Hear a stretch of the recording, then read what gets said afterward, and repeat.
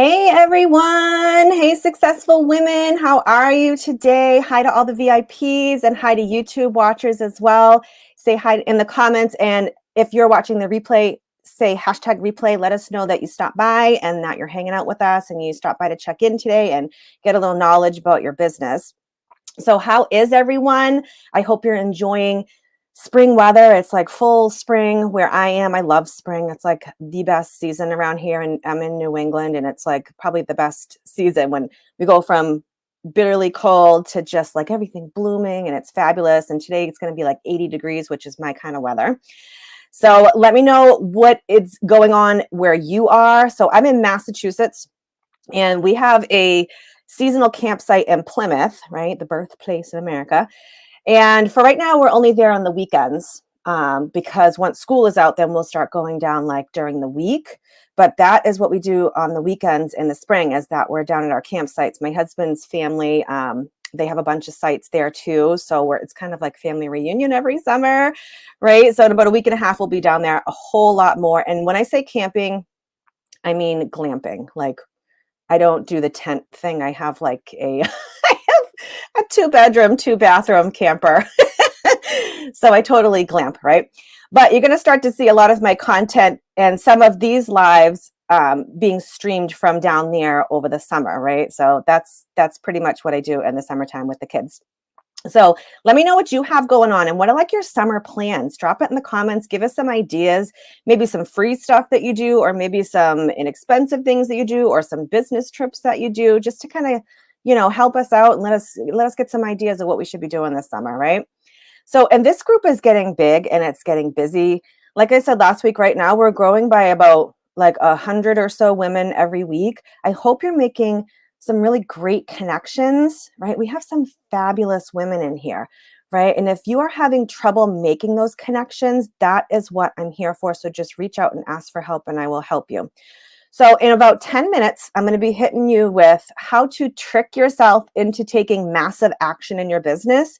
But right now we have our guest trainer who is a brand strategist, Shak Richie, brand strategist among many things. And she's bringing us her training, creating a unique brand identity for upcoming business owners and entrepreneurs. So let me bring her in.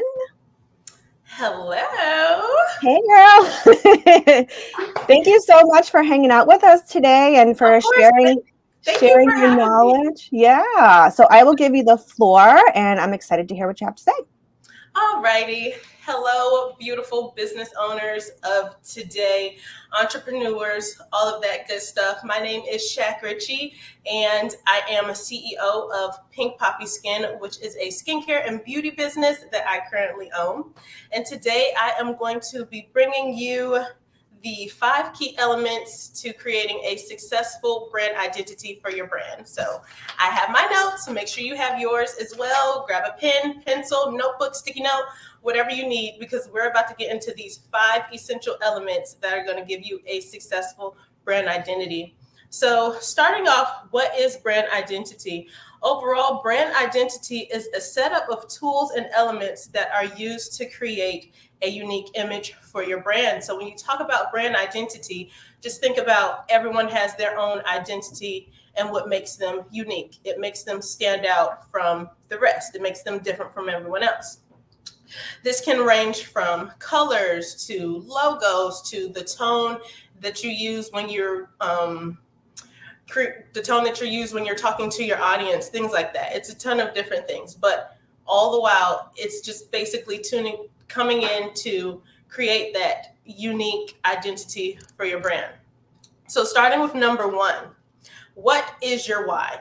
What is the why behind your business? When you think about the why, in my opinion, it's important to dig deeper than the money, because the money may come, the money will come and it will go.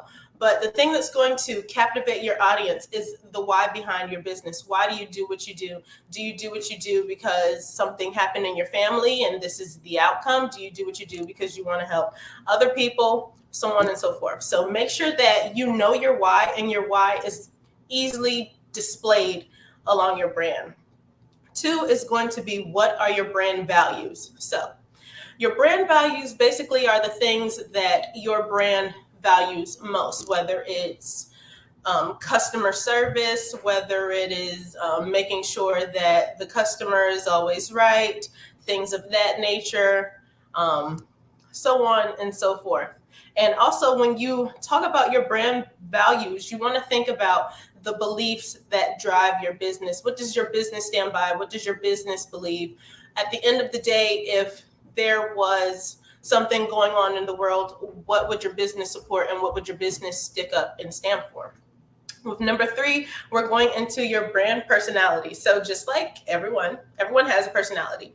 So your brand's personality is going to be basically the persona of your brand. So if your brand was a person, what would you want that person to be? Brand personality can go from a range of things. Where do they eat? Where do they shop? Do they do yoga? Are they homebodies? Do they wear makeup? Things of that nature. And number 4, we're going into brand positioning. Now, brand positioning is very, very interesting because brand positioning is going to differentiate you from the rest. So, for example, with the brand positioning, you have Walmart and then you have Target.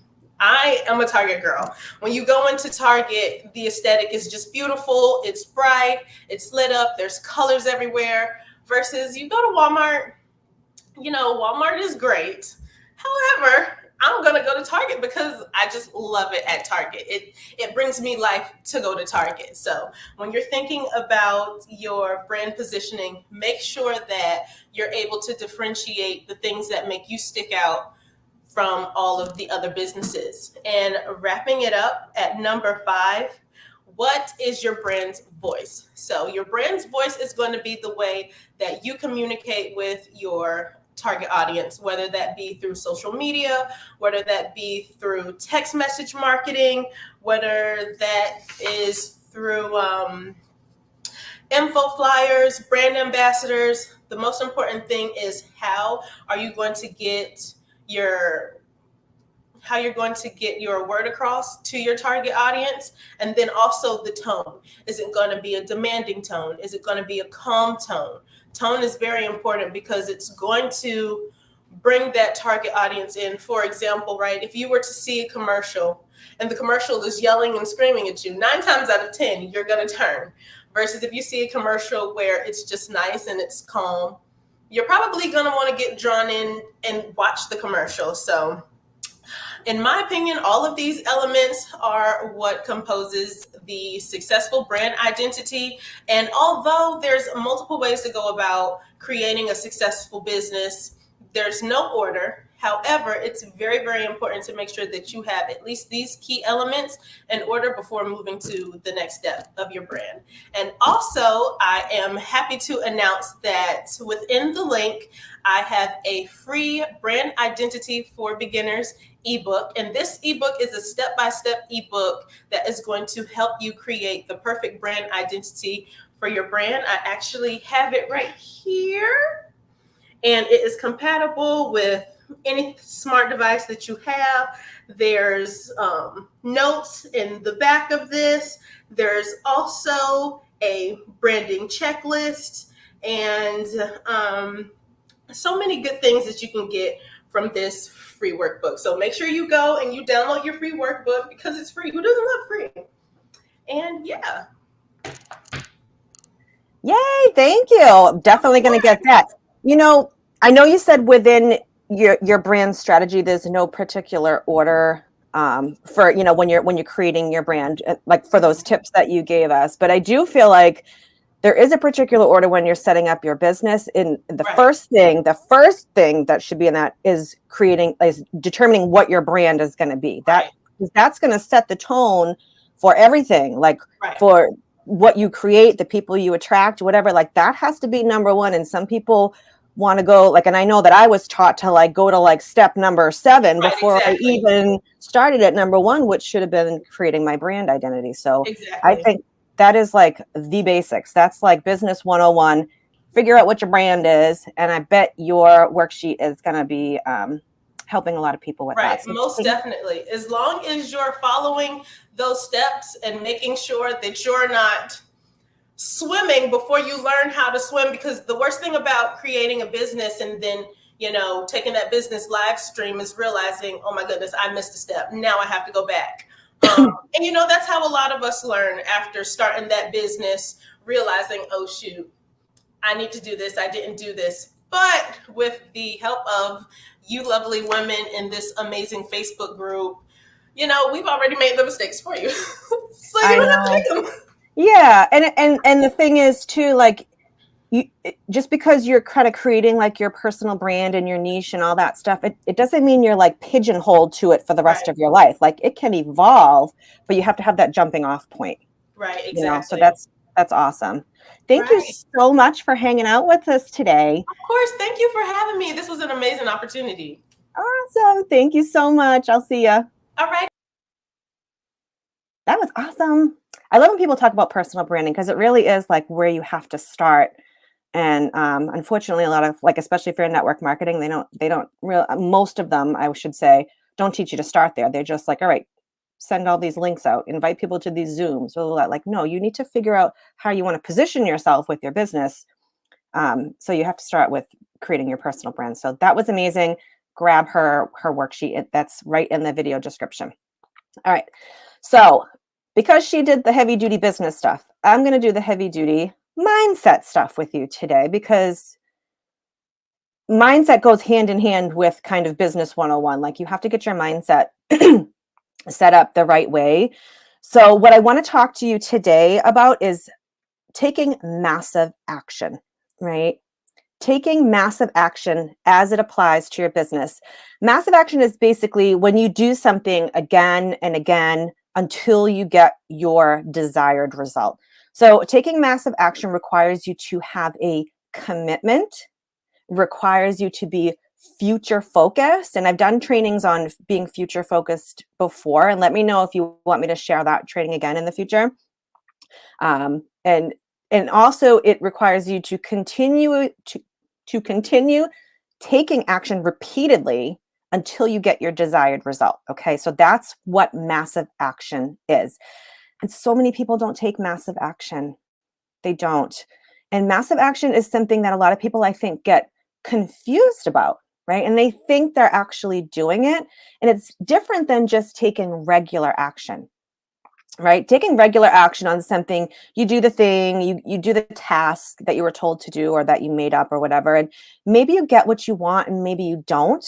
Sometimes you don't get the results, or you find an excuse not to continue, right? Or you stop when you feel failure, right? With massive action, you're willing to fail. You're willing to feel the discomfort. So let me know in the comments if any of you feel like you're in massive action with your business, something in your business right now. So let us know right now.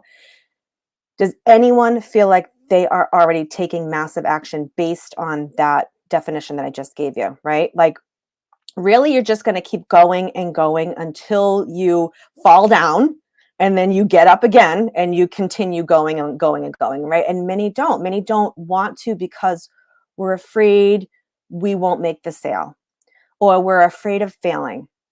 And we make it mean something about us when we fail, right? For example, like a simple example, nothing to do with business, but I want to give you this analogy because this is probably applies to everyone. Let's say my goal is I want to go to the grocery store, right? Let's keep it very, very simple. I want to go and get my groceries for the week, right? I'm going to go to the grocery store, right? I'm driving to the grocery store, right? And I come to a red light. Or I'm in my car and I'm going to the grocery store. Maybe there's construction, right? Maybe I have to take a detour. These are all obstacles on my way to get to the grocery store. But I'm still going to the grocery store. And I certainly don't make it mean something about me if I get a red light. I don't make it mean like, oh, I wasn't ever meant to go to this grocery store, right? I guess I'm not good at driving to the grocery store. I will never get my groceries because there's a red light. So I'm taking massive action because I'm just going to keep going no matter which way the road takes me, the detour takes me, until I get to the grocery store, right? Because I take action and I didn't make it mean something about me. So we need to reprogram what it means to fail and start failing forward, right? We know there are so many ways that it didn't work, right? It didn't mean you didn't try hard enough, or you're not good enough, or you weren't meant for this, right? But you just keep going, and you're building the confidence, and you're strengthening the muscles, right? And there is a difference between massive action and passive action, but I want you to really see the difference between the two. So massive action requires you to fail. It requires you to fall on your face. It requires you to do something out of your comfort zone. But it requires you to keep going, to pick yourself up and just keep going and keep going and keep going. And massive action feels a little scary, right? And those feelings of, oh, maybe this wasn't for me, right? A passive action is action, but you're more like consuming, right? Maybe you're doing a lot of research. Maybe you're watching a lot of free webinars. Maybe you're going back to school for another certificate or another degree to add to your expertise, but you're not actually stepping outside of your comfort zone. You're actually stuck in this cycle. And sometimes this can actually be tied to perfectionism, right? It needs to be perfect. I need to have more training. I need to have the perfect offer. I need to redo my offer 100 times. I'm going to have to think more about my ideal client. You just don't have the words perfect, right? It feels like you're taking action, but passive action actually doesn't get you to your goal for the most part, right? This kind of action, like the kind of action that gets you to your goal, that's the massive action, which means you're putting yourself in some kind of discomfort. You have to be willing to feel the discomfort. And that discomfort it's kind of different for all of us. For some people, it's like straight up sadness or embarrassment. Like, what if I post that post? What will people think about me? Right? It's embarrassing. Old friend Susie from high school on my Facebook, right? Or you do a live and something didn't go well on your live, right? Who's ever done that before? Everybody, right? You have that fear and that discomfort and a little bit of humiliation, right? You're like, oh my God, that didn't land right, right? You go on a sales call and the person didn't sign up with you, and OMG, I said something so wrong. They totally misunderstood what I said, right? So, what is that discomfort that you're feeling? Discomfort is just an emotion, right? Whatever emotion that is for you, it's just an emotion, which is actually just like a vibration in your body. Doesn't kill you. You can handle it. You can, I promise, right? But if you know ahead of time that this is what I'm willing to feel, I'm willing to feel discomfort and not make it mean something about me, because it doesn't mean anything about you. You get to choose.